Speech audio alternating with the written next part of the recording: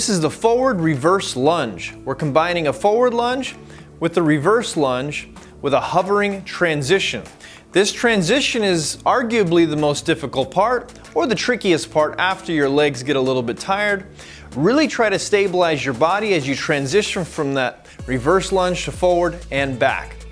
You can do this with just your body weight, of course, or grab some dumbbells. Hold these to your side and begin the exercise. Forward, keeping that chest up, big transition all the way to the back.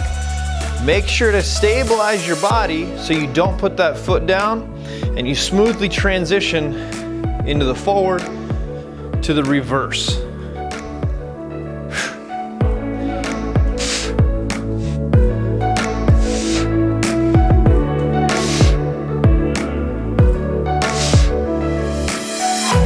Well, that's it. That's the forward reverse lunge with a floating transition.